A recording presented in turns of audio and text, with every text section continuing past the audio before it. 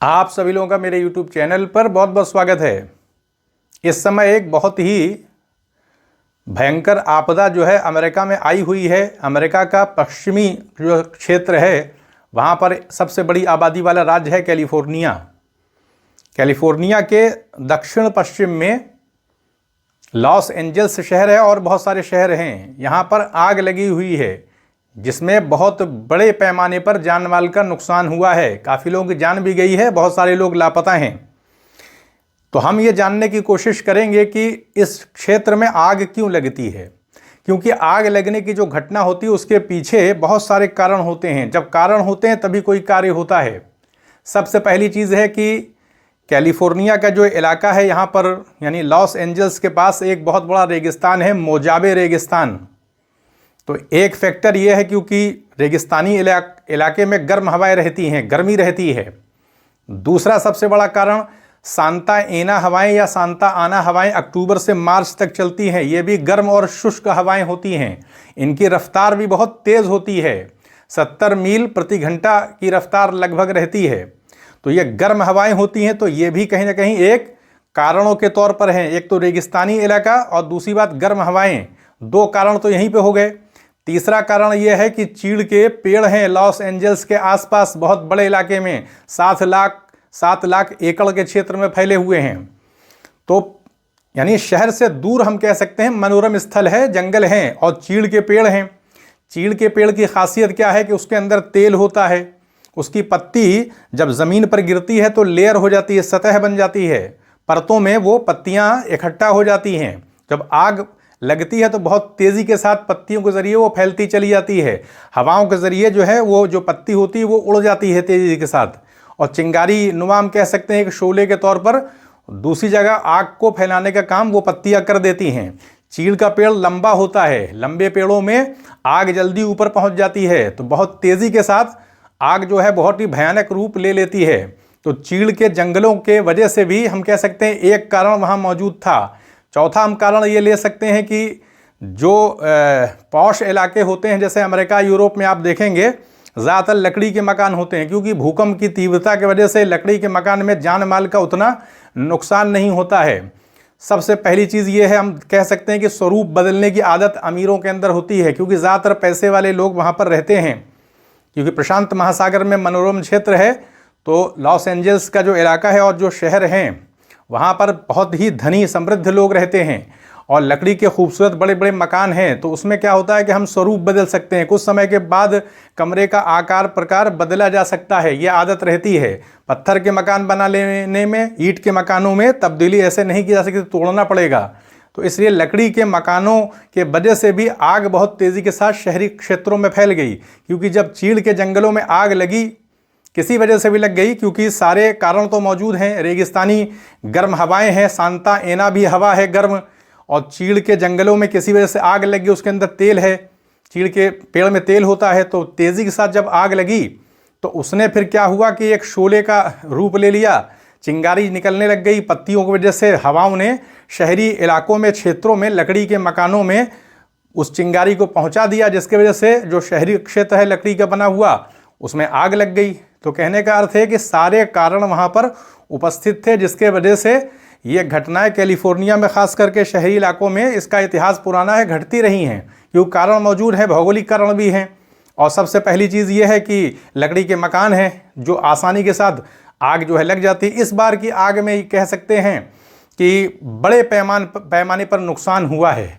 यानी हम ये कह सकते हैं कि जैसे फ़िलिस्तीन के ऊपर भयंकर बमबारी की गई तो पूरा इलाका आप देखें तबाह हो गया, तो वैसा ही कुछ नज़ारा आपको चित्र में दिखाई पड़ेगा।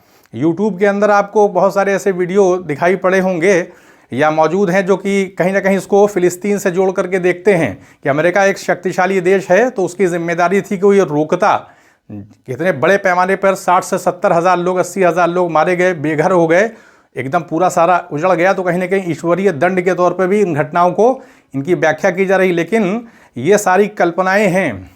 जो उसका साइंटिफिक रीज़न है वो यही है कि मोजाबे रेगिस्तान के वजह से, सांता एना हवा के वजह से, लकड़ी के मकानों के वजह से, चीड़ के अंदर जो तेल होना है, उसकी लंबाई है, उसकी पत्तियों में आग लगने की जो तेज़ी होती है, ये सारे असबाब कारण मौजूद थे। और सबसे बड़ा एक कारण था वो मौजूद है, वो है ग्लोबल वार्मिंग का। ग्लोबल वार्मिंग का मतलब ये है कि पूरे विश्व में तापमान बढ़ रहा है। तापमान क्यों बढ़ता है? क्योंकि सूरज से जब रोशनी आती है, किरणें आती हैं, तो सूक्ष्म तरंगों में आती हैं, क्योंकि सूरज के पास बहुत तेज़ी होती है। तो सूक्ष्म तरंगों का मतलब ये है कि बहुत तेज़ी, उनकी रफ्तार बहुत तेज़ होती है, उनका वेवलेंथ बहुत ही शॉर्ट होता है, जिसके वजह से तीव्रता बहुत तेज़ होती है। तो वो कार्बन डाइऑक्साइड जो गैसें होती हैं तापमान यानी वायुमंडल में, तो वो सूक्ष्म तरंगों को, रोशनी को आने देती हैं, पारदर्शी रहती हैं, उनको रोकती नहीं, सोखने का काम नहीं करती हैं। लेकिन शाम के वक्त जब पृथ्वी उसी ऊर्जा को, उसी प्रकाश को, यानी उसी एनर्जी को जब परावर्तित करती है, अंतरिक्ष में भेजती है ताकि बैलेंस बराबर रहे, तो वो दीर्घ तरंगों में भेजती है, लॉन्ग वेव के तौर पर भेजने का काम करती है पृथ्वी। शाम के वक्त वो भेजना शुरू कर देती है ताकि कहीं ना कहीं बैलेंस हो जाए। आने और जाने की वजह से, यानी जो प्रकाश की तरंगें आती हैं, जो ऊर्जा आती है, उसको पृथ्वी वापस अंतरिक्ष में भेज देती है। तो आसपास के हम कहते हैं निचला जो वायुमंडल, जिसको हम क्षोभ मंडल कहते हैं, क्षोभ मंडल में कार्बन डाइऑक्साइड गैस होती है। तो जब पृथ्वी ऊर्जा को वापस अंतरिक्ष में भेजती है, तो क्योंकि उसकी तीव्रता कम होती है, लॉन्ग वेव में, दीर्घ तरंगों में भेजती है, तो कार्बन डाइऑक्साइड गैस उस ऊर्जा को, उस एनर्जी को वो सोख लेने का काम करती है। जब वो सोख लेगी तो मानी सी बात है कि निचले वायुमंडल का तापमान क्या होगा? बढ़ जाएगा। और जब बढ़ेगा तापमान तो फिर हवाओं के जरिए इस तापमान को, इस एनर्जी को डिस्ट्रीब्यूट कर दिया जाता है, ट्रांसफ़र कर दिया जाता है। तो ऐसे में वितरण करने की कोशिश की जाती है ताकि हवाओं के ज़रिए जो है, जब तापमान को वितरित कर दिया जाएगा तो किसी एक जगह पर तापमान जो है वो इकट्ठा नहीं हो पाएगा, एक्यूमुलेट नहीं होगा, वहाँ गर्मी ज़्यादा नहीं पड़ेगी, कम से कम कुछ राहत होगी। तो हवाओं के ज़रिए जो है वो वितरण कर दिया जाता है ऊष्मा का। तो हम कह सकते हैं कि जो ग्लोबल वार्मिंग हो रही है, लगातार औद्योगिकरण की प्रक्रिया चल रही है, कार्बन डाइऑक्साइड का स्तर बढ़ता चला जा रहा है, पेड़ों को काटा जा रहा है, आबादी भी बढ़ रही है, तो आसपास के जो शहरी क्षेत्र होते हैं, वहाँ जो जंगल होते हैं, उनको काटा जा रहा है।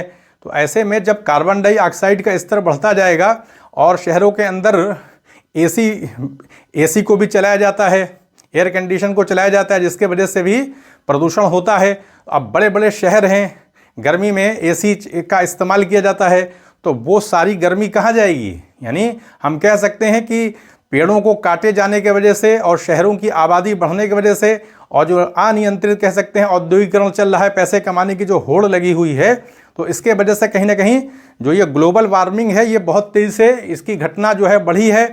और जब मानी सी बात है कि प्रकृति के अंदर असंतुलन हो जाएगा तो फिर उसका कहीं ना कहीं एक रूप, हमको विकृत रूप जो है वो दिखाई पड़ेगा। तो ये सारी घटनाएं इसी वजह से हो रही हैं, क्योंकि पहले अगर आप देखेंगे तो क्या कैलिफोर्निया में, वहाँ पर लॉस एंजल्स के आसपास के भौगोलिक क्षेत्रों में क्या हवाएं नहीं होंगी गर्म? उतनी आग की घटनाएं आपको पहले नहीं दिखाई पड़ेंगी। लेकिन अब जो है वो इसमें तेज़ी आ रही है, क्योंकि ग्लोबल वार्मिंग के वजह से जो एक संतुलित तापमान रहता था उसमें बढ़ोतरी हो गई है, और चीड़ के वहाँ पर पेड़ मौजूद हैं। तो जब बढ़ोतरी होगी तो आग लगने की घटनाएं तो बढ़ ही जाएंगी, पेड़ में तो आग लगी ही जाएगी, जबकि चीड़ के उसमें तेल भी होता है। तो ये सारे कारण मौजूद हैं। तो कहने का अर्थ है कि अब आवश्यकता है कि अमेरिका के पास समृद्धि है, ताकत है, तो अमेरिका अगर नेतृत्व करे और वो सही मायने में ईमानदारी के साथ कोशिश करे तो ग्लोबल वार्मिंग को रोका जा सकता है। संयुक्त राष्ट्र संघ के ज़रिए जो है वो कहीं ना कहीं एक सख्ती, उसका अनुपालन किया जाए, जो रोड मैप बनाया जाता है उसको पूरी ईमानदारी के साथ लागू करने की ज़रूरत है, ताकि पूरे विश्व के अंदर जो है वो जो असंतुलन हो रहा है, बायोडाइवर्सिटी का जो क्षय हो रहा है, उसको रोका जा सके। जिन इलाकों के अंदर वृक्ष हैं उनको काटने पर प्रतिबंध लगाया जाए, कोशिश की जाए कि हाईवे जो बनाए जा रहे हैं वहाँ पर पेड़ जो बड़ी संख्या में काट दिए जाते हैं, तो इसके लिए एक प्लानिंग होनी चाहिए। यानी कहने का अर्थ ये है कि हम संतुलन का लें, कहीं ना कहीं हमें अपने आर्थिक मुद्दों पर समझौता भी करना पड़ेगा, क्योंकि प्रकृति को साथ लेकर चलना है। ऐसा ना हो जाए कि हम प्रकृति को पीछे कर दें और अपने आर्थिक हितों को आगे रख करके हम प्रकृति का विनाश कर दें, क्योंकि इसी प्रकृति के अंदर हम भी रहते हैं। तो उसके घटकों के साथ अगर हम कुछ छेड़खानी करेंगे, जो एक प्राकृतिक संतुलन बना हुआ है, अगर इसमें कोई छेड़छाड़ होगी तो फिर उसका हमें कोप भी झेलना पड़ेगा। कहीं ना कहीं बैड इम्पैक्ट हमारे ऊपर आएगा। जो ये प्राकृतिक घटनाएं, आपदाएं आ रही हैं, इसके पीछे क्या कारण है? कहीं ना कहीं संतुलन बिगड़ा है। और हम कह सकते हैं कि जैसे यूक्रेन के अंदर रूस के साथ भयंकर बमबारी हुई। अभी आपने देखा होगा कि लगातार आज के इस आधुनिक वातावरण में भी हमें युद्ध दिखाई पड़ रहा है, जबकि होना ये चाहिए था कि जैसे जैसे प्रगति हो रही है, साइंटिफिक एडवांसमेंट बढ़ता जा रहा है, साइंटिफिक अप्रोच बढ़ता जा रहा है, सारी चीज़ें उसमें कहीं ना कहीं ग्रोथ दिखाई पड़ रही है। तो इसलिए रैशनल अप्रोच भी हमारा बढ़ना चाहिए, युद्ध नहीं होना चाहिए, उस पर लगाम लगाई जाए, क्योंकि पहले का ज़माना नहीं है, अब आधुनिकता है। तो इसलिए ज़रूरी है कि रोक लगाने की कोशिश की जाए, यानी संयुक्त राष्ट्र संघ की जो वास्तविकता है उसको सही मानों में स्थापित किया जाए, वो सिर्फ एक खिलौना होकर के न रह जाए। और जो भी विकासशील देश हैं, जैसे भारत है, तो भारत को भी उसमें स्थायी हम कह सकते हैं कि एक जगह प्रदान की जाए, क्योंकि भारत एक बड़ा लोकतांत्रिक देश है। भारत जब कहीं ना कहीं सुरक्षा परिषद में रहेगा तो वो अपनी भूमिका निभाएगा। तो एक सही प्रक्रिया बना करके संयुक्त राष्ट्र संघ में सुधार करने की ज़रूरत है। सिर्फ जो संपत्तिशाली विकसित देश हैं उन्हीं का अगर कंट्रोल रहेगा संयुक्त राष्ट्र संघ में, तो फिर क्या होगा कि कहीं ना कहीं इस तरह की चीज़ें दिखाई पड़ेंगी। क्योंकि आवाज़ उठाने वाले जब होंगे, लोकतांत्रिक देश होंगे, जिम्मेदार देश होंगे, तो कहीं ना कहीं प्रकृति को भी साथ लेकर चलने की बात मुखर होकर के सामने आएगी। तो अंतर्राष्ट्रीय मंचों पर सही प्रतिनिधित्व देने की भी ज़रूरत है। तो भारत को वहाँ पर यानी सुरक्षा परिषद में स्थायी सदस्यता देने की पहल की जानी चाहिए। अगर भारत विश्व का सबसे बड़ा लोकतांत्रिक देश है, आबादी है, तो भारत वहाँ पर नहीं है, तो ये उचित नहीं है। तो कहने का अर्थ है कि ईमानदारी से अमेरिका को भी काम करने की ज़रूरत है। ये प्राकृतिक आपदाएं या घटनाएं कहीं ना कहीं अमेरिका के लिए भी कुछ संकेत है। अगर हम संकेतों को ग्रहण कर लेते हैं और ईमानदारी से काम करते हैं, तब हमारे लिए एक रास्ता कहीं ना कहीं खुलता है। वरना इसी तरह की घटनाएं होती रहेंगी, क्योंकि हम वृक्ष को शहरों के आसपास के इलाकों से काट नहीं सकते, उनको हटा नहीं सकते हैं। और गर्मी अगर बढ़ती जाएगी तो जंगलों के ज़रिए जो आग लगेगी तो वो शहरों तक पहुंचेगी। और ये हम कह सकते हैं कि जो एक बहुत बड़ी क्षति अमेरिका के इतिहास में हम कह सकते हैं कि ये जो आग लगी है, तो ये छोटे मोटे स्तर पर नहीं लगी है, इसमें लाखों करोड़ का नुकसान वहाँ पर हो चुका है। और जो तबाही जिस बड़े स्तर पर है वहाँ पर, तो इससे उबरने में बहुत ज़्यादा समय लगेगा। तो इसलिए ज़रूरी है कि कोई भी भीषण आपदा आए, विश्व में कहीं भी इस तरह की आपदा घट सकती है, जैसे अमेज़न के जंगलों में आग लग गई, तो उसका भी कहीं ना कहीं बैड एक इम्पैक्ट रहता है। तो इन सारे कारणों को ठीक करने की ज़रूरत है। जो तस्कर होते हैं उनको भी कहीं ना कहीं जंगलों से निकाला जाए, क्योंकि वहाँ से भी आग लगने की घटनाएँ रहती हैं। क्योंकि अंतर्राष्ट्रीय बाज़ारों में बहुत सारे ऐसे सामान उत्पाद बिकते हैं जिन उत्पादों पर प्रतिबंध लगा हुआ है, तो वहाँ से उनका शोषण किया जाता है, निकाला जाता है। तस्कर वहाँ पहुँचते हैं और वहाँ पर ठिकाना बनाते रहते हैं, तो वहाँ से भी आग कहीं ना कहीं फैल जाती है। तो इसलिए ज़रूरी है कि सारे कारणों पर जब हम रोक लगाएंगे, ग्लोबल वार्मिंग को रोकेंगे, उसके लिए काम करेंगे, तब जा कर के इस तरह की घटनाओं से बचा जा सकता है। वरना जो भी हमने प्रगति की होगी वो सब स्वाहा हो जाएगी। तो इसलिए ज़रूरी है कि भारत के अंदर भी इस घटना से सबक लिए जाने की ज़रूरत है।